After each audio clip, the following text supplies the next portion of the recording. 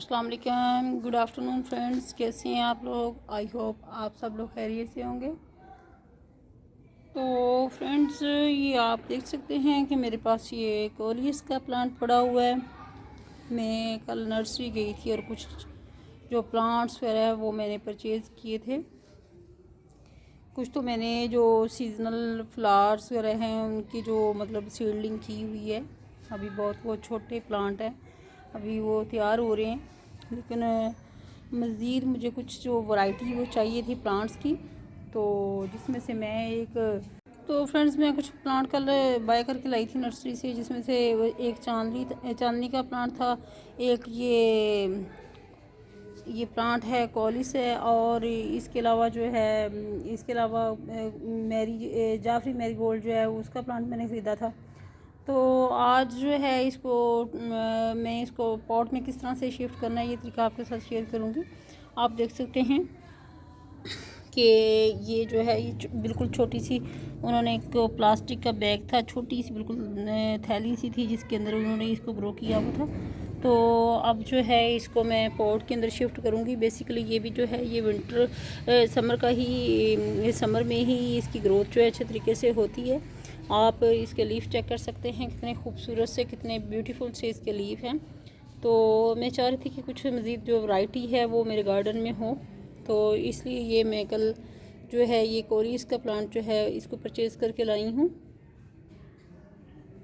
तो इसके लिए जो पॉटिंग मिक्स जो है हमने जो बनानी है, सबसे पहले जो बेडिंग तैयार करनी है वो इस तरह से जो है नीचे एक पत्थर रख के आप यहाँ को कंकर रख के जो है इसका होल है उसको कवर करेंगे। उसके बाद आपने इस तरह से मिट्टी डालनी है। तो फ्रेंड्स इस तरह से मिट्टी जो है हम इसके अंदर डालेंगे, और नॉर्मल जो गार्डन सॉइल है वो आप इस्तेमाल कर सकते हैं। मैंने जो मिट्टी है वो भी कुछ नर्सरी से ली थी, और उसके अंदर थोड़ी सी, वैसे तो ज़रूरत नहीं होती, लेकिन थोड़ी सी मैंने जो कंपोस्ट है वो भी इसके अंदर मिक्स कर ली है।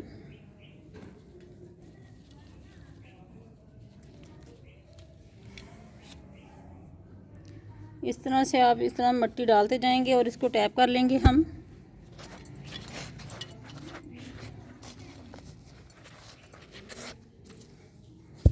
यूँ टैप करेंगे। टैप करने के बाद जो है मिट्टी थोड़ी सी और डालेंगे,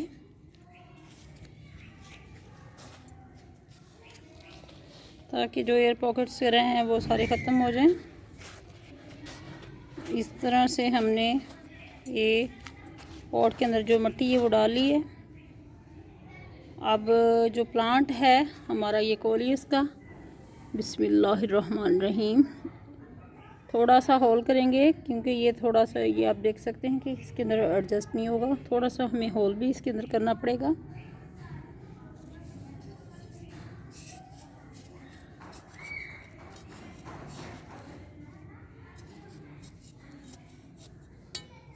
तो अब हम इसको रखेंगे, इसके अंदर रखेंगे इस तरीके से, बिस्मिल्लाहिर्रहमानिर्रहीम।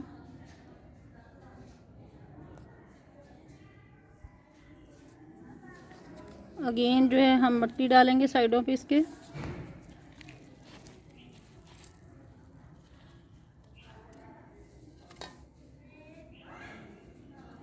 इस तरह से इसको कवर करेंगे।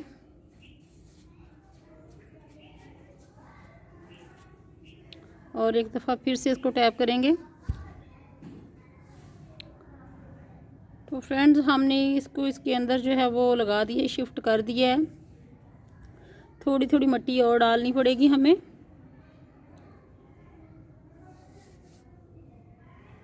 तो फ्रेंड्स ये मिट्टी हमने इसकी डाली है साइडों पे भी। ये हमने इसको इधर शिफ्ट कर दिया है बड़े पॉट में। अब हम करेंगे वाटरिंग।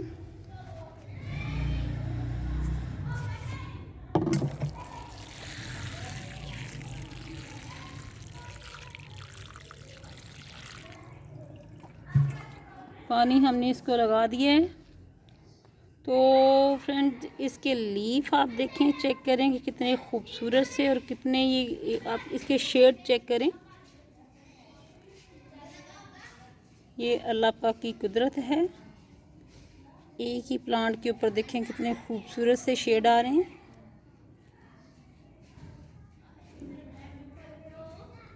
बहुत ही खूबसूरत ये प्लांट है।